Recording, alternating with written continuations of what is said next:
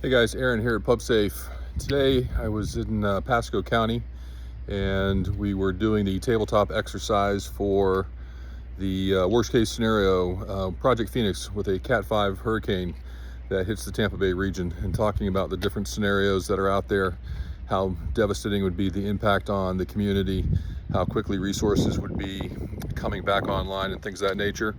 What you're seeing here is just a rubble pile that they use for training out at the sheriff's office.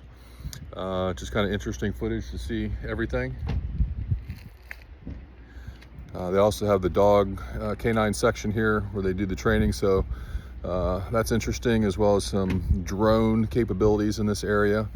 It's really interesting to go to the different counties and see how each county is structured, what their priorities are, and understanding who's involved in the equation and in the process. It's different in all of them. The degrees of commitment to emergency management and disaster response varies. I can tell you greatly that the majority of the NGOs are simply not represented.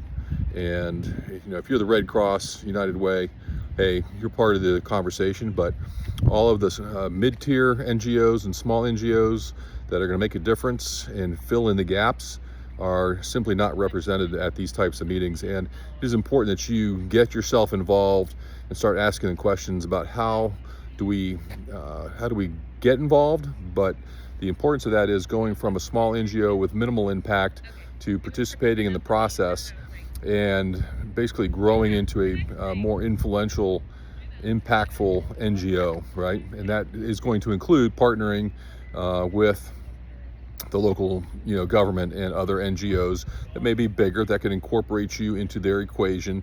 It's going to be following some direction and some structure.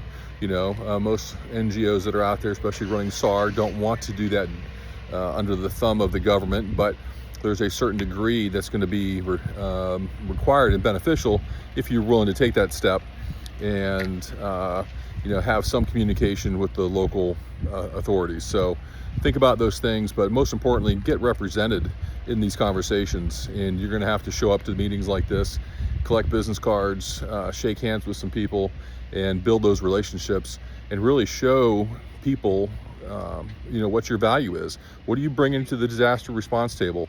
And if that sheriff has got your business card and he needs the comms set up, and you're the one that he spoke to last year, and he knows he's got your card, you're going to get a call. The other guys that are running under the radar, yeah, you'll get some stuff done.